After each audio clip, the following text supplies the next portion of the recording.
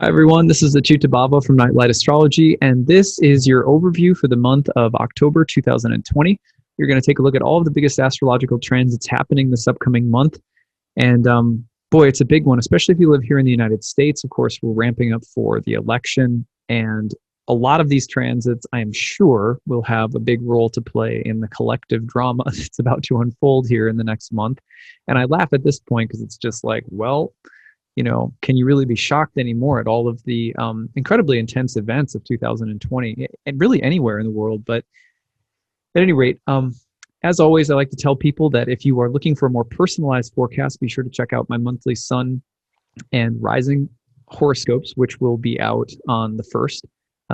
And then also remember that every astrologer is going to pay attention to slightly different things.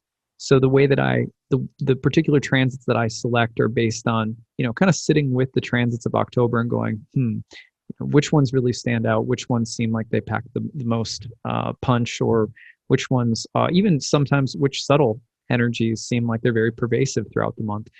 But as always, if you have something unique to add, please feel free to chime in to the chat box. I love to hear what you guys are looking at in the month of October and, what you have your eye on as well. So, all right, let's go ahead and dive in. I'm going to put the real-time clock up. We are going to advance this clock to October 1st and begin. So, the first of the month of October is a big deal because on the first of the month, we have a full moon right away in the sign of Aries. Now, remember, if you're looking at this and you're kind of new to astrology, the house positions do not matter when we're doing a mundane approach to, say the month ahead or a transit of the week. Those will plug into your birth charts differently depending on how your chart is configured. So we don't pay attention in an overview like this to house positions, just to the aspects that are being made between the planets and signs. All right, anyway, so you've got a full moon in Aries to start the month, and that really emphasizes this theme of Mars that's in the air right now. And remember that this month, Mars is going right from a late September square to Saturn, right into a square with Pluto, eventually a square with Jupiter. This is the big lineup. I mean, if you, kind of circled on your calendar for 2020, some of the biggest transits of the year, hands down, Mars retrograde in Aries, squaring Saturn, Pluto, and Jupiter in October would be at the top of your list, as a research astrologer looking into 2020. Maybe along with, say, Saturn, Pluto in, the early part of the year and that big Capricorn stellium that's been happening all year. This is one of the most powerful transits of the year, arguably second to maybe the transits in the beginning of the year when the pandemic first kind of exploded. So that doesn't mean that anything monumentally new will happen. I mean, a lot of it could be amplification of some of the same themes because in a way, we are talking about a planet that is basically just going through and energizing and amplifying that stellium in Capricorn while it's still around. It still has a few months with us until Jupiter and Saturn move into Aquarius in the beginning of or mid-December, right around the solstice. They actually conjoin in Aquarius. So it could be that really what we're seeing is sort of the grand finale of this very turbulent 2020 in the month of October. And who knows what that means exactly, but I'll show you the exact dates and give you some sense of what I think is going to happen as we go. Anyway, pay attention to the full moon on the first of the month as an amplification moment for Mars-related themes: conflict, contention, courage, action, especially those themes of the frustration of the will, which is something I talked about earlier this week. If you watched my channel and you saw me do a video on Mars retrograde square to Saturn, rewatch that video because this full moon on October 1st will really amplify the very same themes, while also adding in a layer of more explosive dynamism as Mars is now starting to get into the engagement range with Pluto, which tends to detonate a lot deeper, more primal eruptions of force, power, sometimes controversy or scandal, sometimes violence or contentiousness, but also the need to, expose something or face something or accept a challenge that's coming in and sort of find those inner hidden reservoirs of strength in order to face it. So that energy is going to start to amp up right at the beginning of the month with the moon full in the sign of Mars, in the sign of Mars retrograde. If we go forward just a bit into the second of the month, you're going to see Venus take a dive in her dignity into Virgo.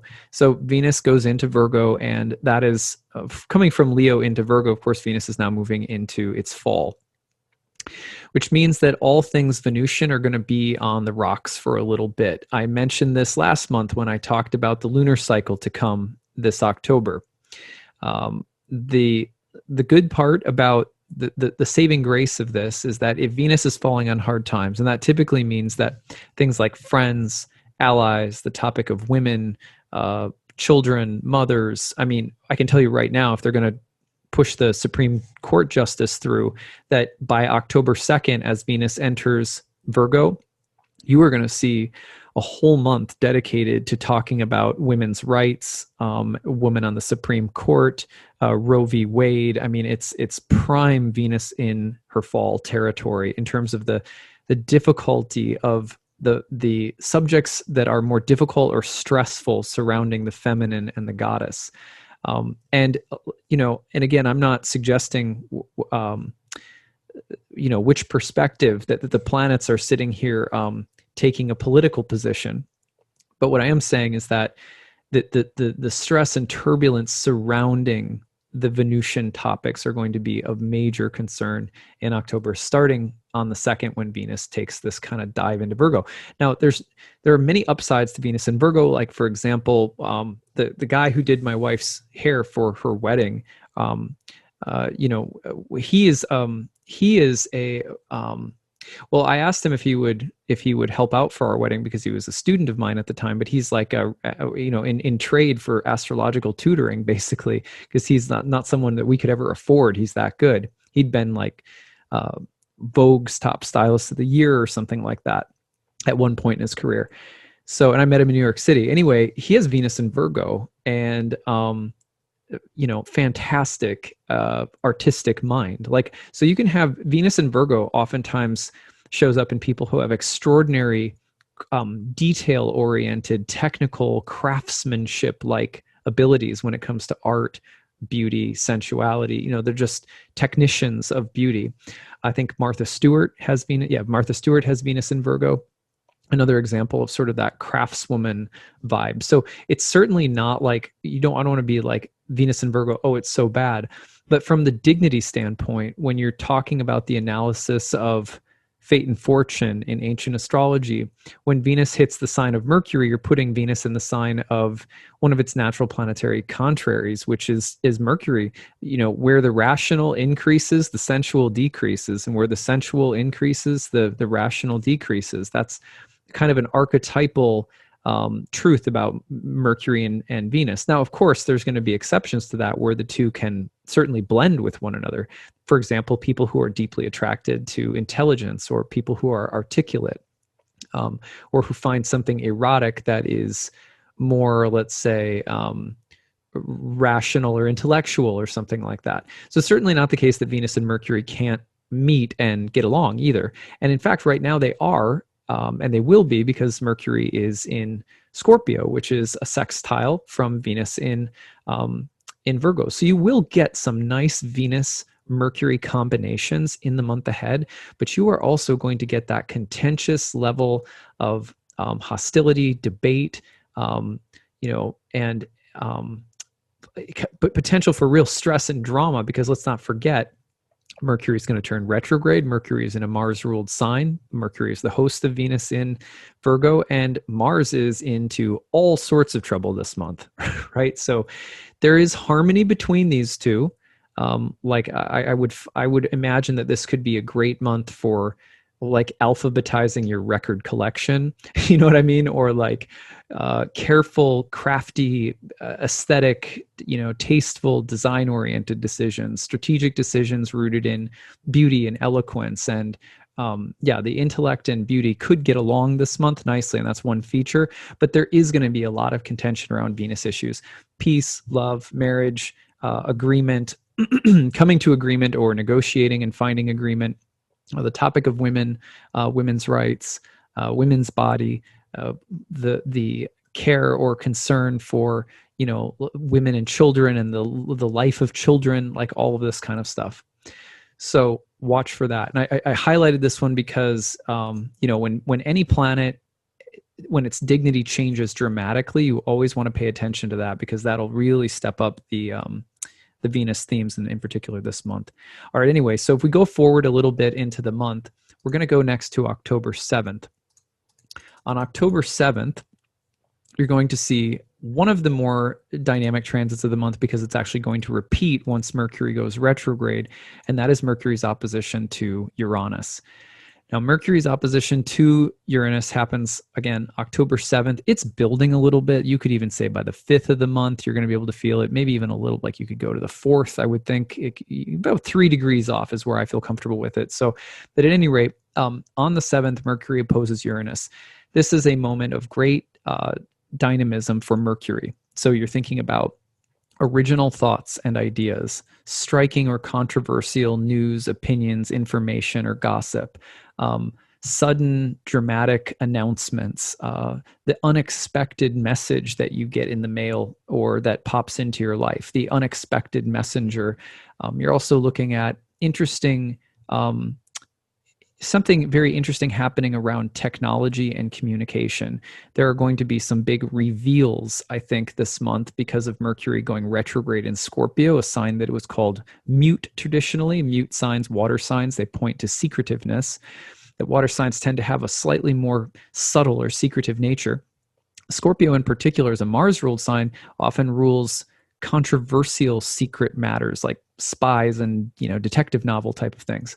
And here's the thing, is that Mercury is going to oppose erratic, rebellious, sudden, unexpected, eccentric Uranus. And what's happening at the same time? Mercury's dispositor, Mars. Of course, Mercury's in Scorpio, so you got to look at Mars. What's Mars doing? Retrograde and moving into the square with Pluto. So this is explosive, electric information, moments of aha, the epiphanies that you have, the breakthroughs that you have, the sudden change that's kind of comes unexpectedly, the change that, you know, can kind of kick the door in a little bit. Like that is, that's what we're looking at here. Of course, again, moments of genius, moments of really grasping something. They say in the I Ching, basically, it's one of the things that I really love about the I Ching is that you can't, things that you want to move in your life or that you want to change, you would like to see change in a certain area, that a lot of the times the reason that something can't change is because we haven't taken a long enough time to grasp the essence of the situation, which is a way of saying the sort of transcendental truth of the matter, which sometimes includes a few truths at once. But you kind of have to get deeply into the Zen-like essence of the thing that you want to see change. And then all of a sudden you grasp it and then boom, things start moving. Can't do that unless you're spending some time meditating deliberately. So I would really recommend this month taking time to be very intentional about reflecting upon things, especially subtle things, and especially any intuitions or hunches you're getting about something that's happening a little below the surface within yourself, within your relationship, at work, with your kids, whatever. Pay attention to those hunches you're getting, because the likelihood that you will start to comprehend something that's a little bit invisible or unseen is potent this month, and very likely that things are of course going to be revealed politically, because it's, you know, right before the election. Of course, you could predict that regardless if you were an astrologer or not, but Mercury in Scorpio about to turn retrograde, you know, opposing Uranus. Be aware of the shock and awe campaign that you'll see in terms of things that pop up in the news too. Really shocking, unexpected twists and turns. Now, if we go forward a little bit to October 9th, the breakthrough, the moment of explosive catharsis, you know, really dynamic and powerful Mars-Pluto transit happening on the 9th. Now that's the kind of, you know, that's where that has a little bit of a nuclear feeling to it. And if you go back, you can see, for example, let's just trace this back a little bit in time. And we're going to go back to the last time that Mars squared Pluto, so you get a feel for it. And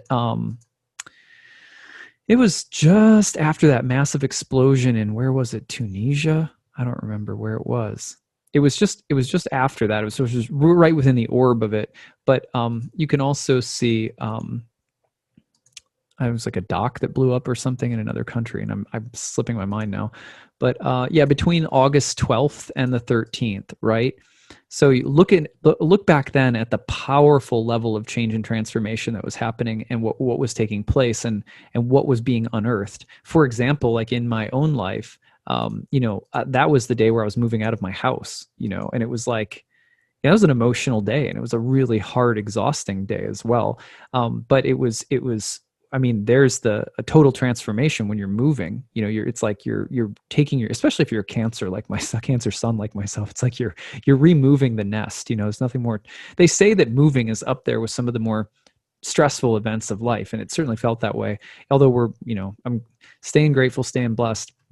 But anyway, all right, so let's see, going to October 11th next. All right, so just putting a cap on that, though, or putting a bow around that, I guess I should say. The Mars retrograde square Pluto on October 9th, watch for it to be a very kind of explosive moment, and be careful about reactionary thinking, and just be careful of conflict, because it can escalate really quickly on that day. Okay. So October 11th, we have Jupiter moving into a sextile with Neptune. This is really interesting because, of course, Jupiter is in its fall right now. So a lot of this 2020, a lot of it has had to do with delusional beliefs, conspiracy theories, questioning the truth, questioning what's real, our faith in something, feeling like your sense of hope is being challenged or even broken open in some way, a sense of divine doubt, like it's like a dark night of the soul kind of doubt, where you feel like it's deeply existential. You're wondering what's true, what's real. So this Jupiter in its fall sextile Neptune can be very positive in terms of, because remember, Jupiter is now direct and on a straight path to leaving its fall and going into Aquarius, and about to go through the gauntlet with Jupiter, or with Pluto again. So I would say that we're on the brink of a restoration of faith, but our faith is going to be tested. Our basic faith or trust that the universe is a good place, that things will look up, that things can be better, that is going to be deeply in question this month, as it has the feeling of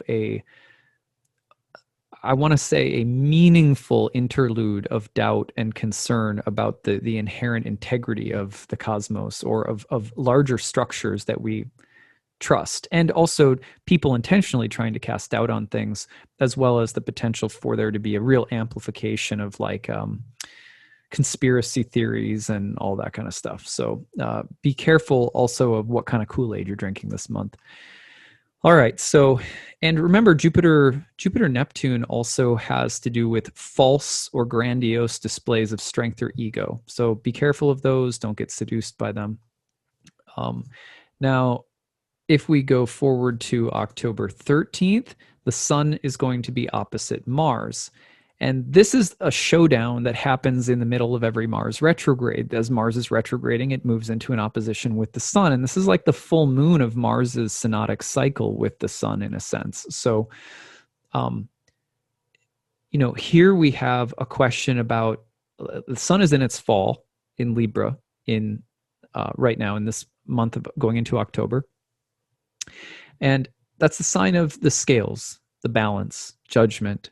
And of course, Mars in Aries is much more independent, individualistic, assertive and aggressive, aiming toward victory and domination, or winning, being on top. The Sun in Libra is going to be more about diplomacy, balance, fairness, equality, harmony. And these two are opposing one another right now in a big way.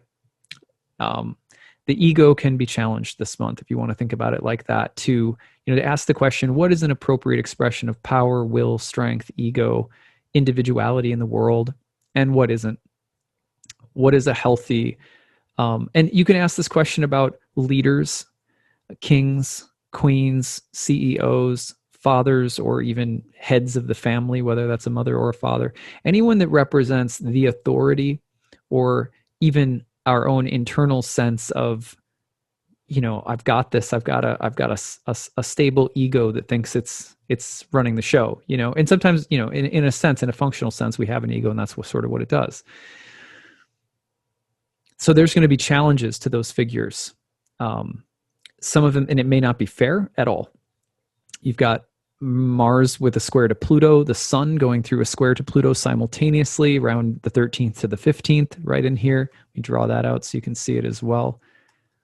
And then Saturn, the sun in Libra looks like the statesman, like and facing a Machiavellian gauntlet of some kind. What does it take to win? What does it mean to be fair? What is worth compromising on or sacrificing? It could be a question of which is the lesser of two evils. But it is a kind of devil's bargain moment during the month. I'd say this is probably one of the most intense moments of the month, where that sense of, are we fighting fair, or is it always right to fight fair? I mean, the simple example, but if someone tried to, hurt someone that you loved, you wouldn't probably wait until they were facing you to put up their fists and have like a nice, fair, equally refereed fist fight. You know what I mean? So there are situations in life where I think we have to call into question not only what it means to be fair, but when is the right time to be fair, because the very fact that there are situations that exist that aren't always fair means that things can't always be fair in this material world. And so if we're in a struggle with someone or something else, and we're dealing with someone who isn't playing fairly, what do we cling to? And, do we cling to our integrity and choose to fight with someone who won't honor it, and then sacrifice ourselves or too much of ourselves? Or do we fight dirty, or do we find a creative solution? Like, what do you do? And I think that's going to be a question this month. I think that there are echoes of these themes that are going to be a part of the election, obviously, here in the United States. But I would say that these themes are going to be deeply personal for us as well. What am I trying to accomplish? How am I trying to do it? Am I cutting corners? Am I being ethical? And is there some way in which I'm being asked to accept the results, even if they don't appear fair? And can I do that? Can I have the integrity to simply accept things that I don't like? Because that's another big part of this moment, will be challenges that we face that are a result of our karma. And we don't always know or understand how that karma came about. And on the surface and on a certain level, it can be very unfair.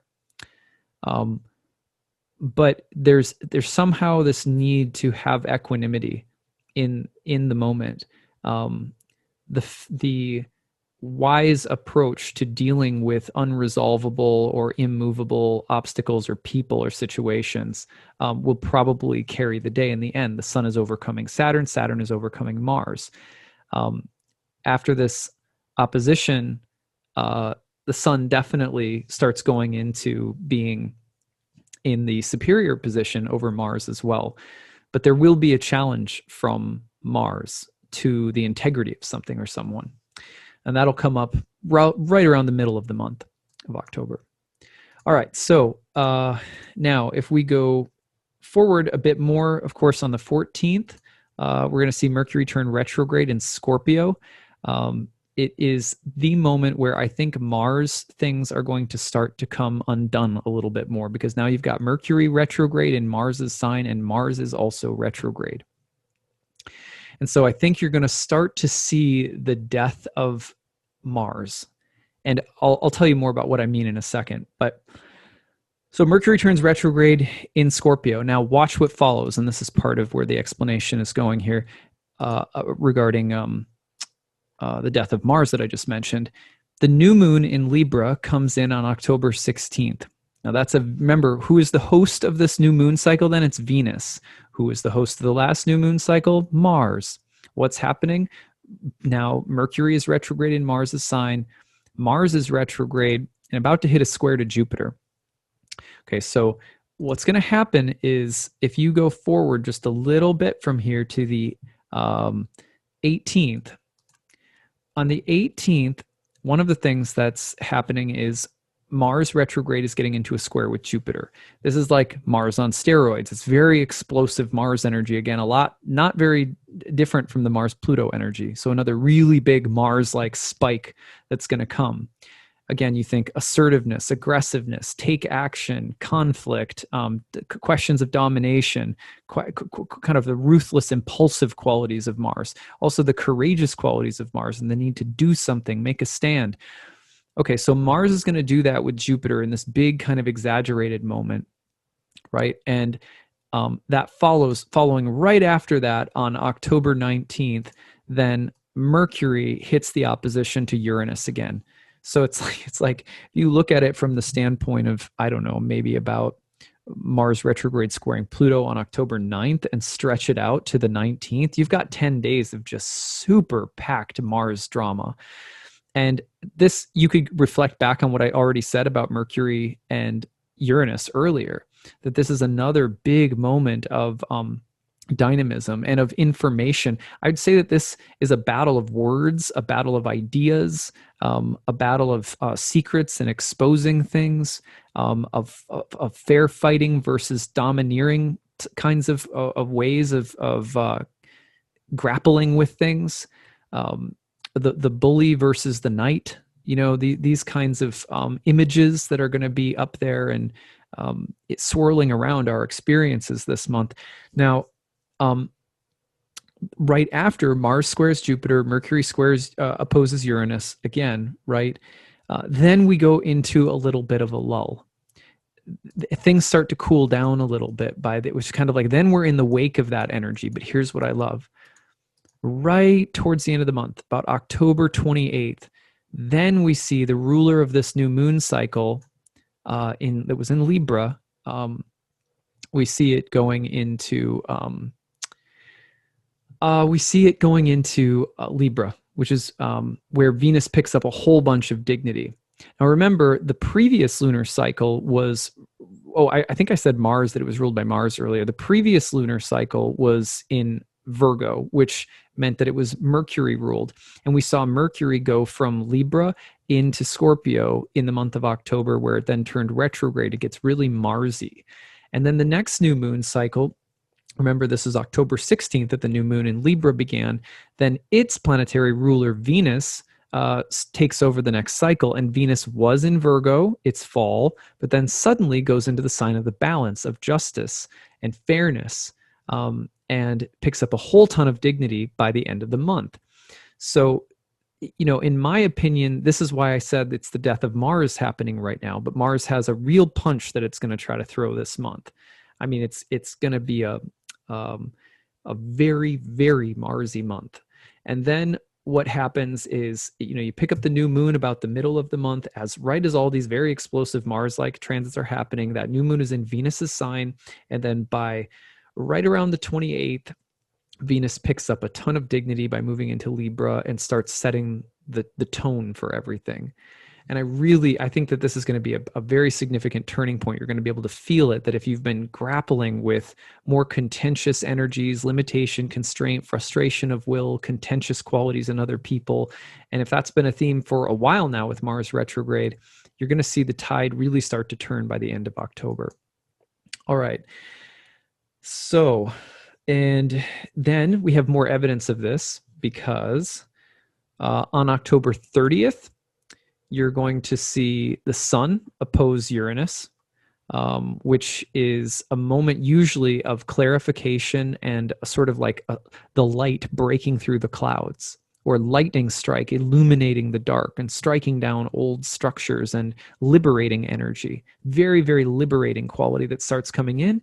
And then on the 31st, we have a full moon conjoined Uranus in the sign of Taurus, which is the exaltation of the moon and the sign of Venus. So you get this really kind of emboldened Venus energy by the end of the month.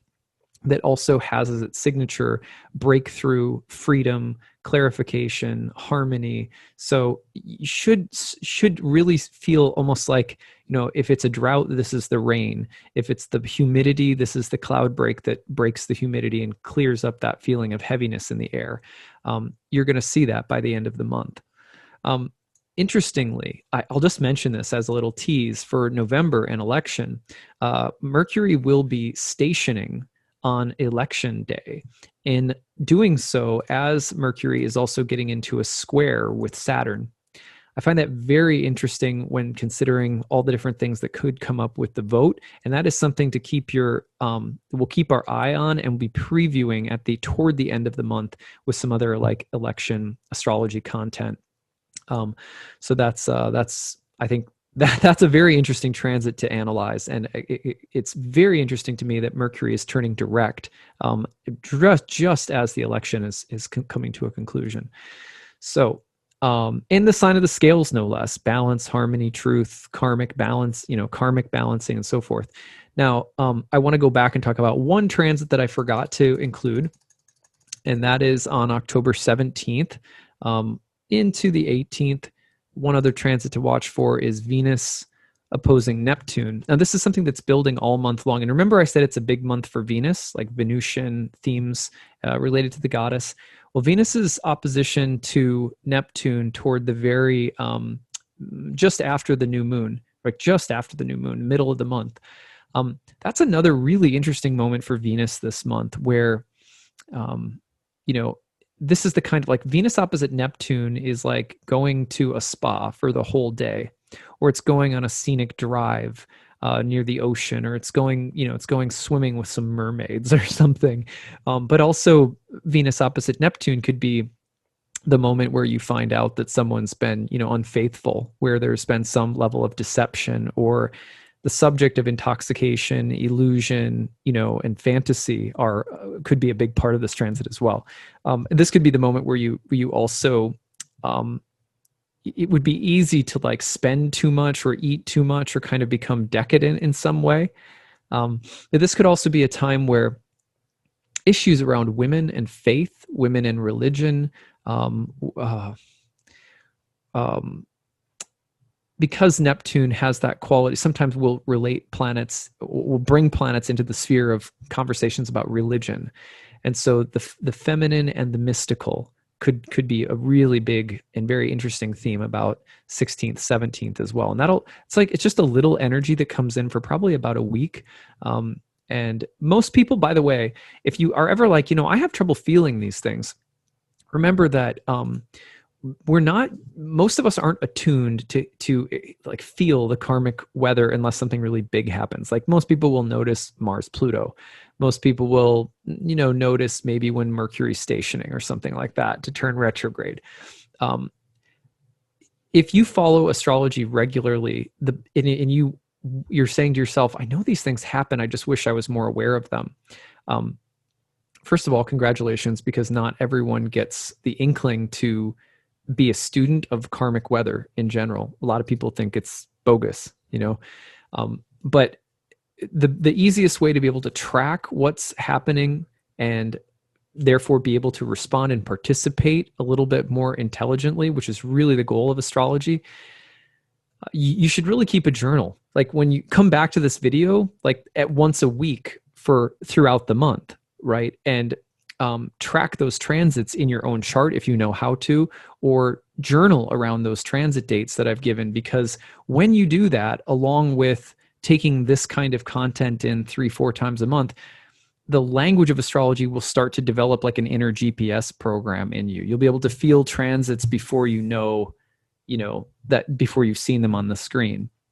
For example, Saturn, last night was stationing to turn direct. And as something was happening in my life that was very like perfect representation of Saturn's stationing, especially because in my own chart right now, it's in Capricorn. My sun is in Cancer, so it's opposing my sun, that I went, oh, wow, yeah, there's that shift. There's that turning direct. And it was just, it was so powerful. to be able to step back and feel what I was going through from that transcendental heavenly perspective. It made me excited to participate rather than feeling like I just had some kind of problem to solve or react to, rather than feeling like, well, you know, this puts a kink in my plan. I just went, oh, that's interesting. You know, like, and that perspective, that simple shift in perspective often makes us understand that we are midwives of our own experiences. We're not just the victims of our experiences or the benefactors of our experiences. Because sometimes that's what it's like. You look at astrology and you're like, all right, where's the bad stuff? And where's the good stuff? Yay. And but really the beauty comes when you start being able to feel like you're a cosmic citizen with an awareness of these energies that are changing. And you have to track it. You can't just listen to it once. You have to spend time with it. And usually I think journaling is one of the, I mean, not everyone's into journaling, but it's one of the best ways, I think, to develop this, I don't know, fluency in the language or awareness of the changes that are happening. The I Ching always says, if the change is happening, ask, how can you be, what does this change require of me? What does this season of life ask of me? And to be reflecting upon that actively, you can't just look at the transits, you know, once. You kind of have to pay attention to them in a reflective manner, you know, maybe even just once a week, where you tune back into the overview of what's happening that week or whatever, which hopefully these videos also help you do. So on that note, that's what I've got for October. I hope you guys have a great month of October. Don't forget that in November, on the 14th, my new class, Ancient Astrology for the Modern Mystic, starts. You can sign up now on my website, nightlightastrology.com. There's need-based tuition if you need it. It's a one-year program. It's fantastic. I recently did a video with a couple of students of mine talking about their experience in the program. They just graduated. So check that out if you want to know more. There's an early bird payment right now, which is $500 off. And yeah, if you have any questions, feel free to email us, info@nightlightastrology.com. All right, take it easy, everyone.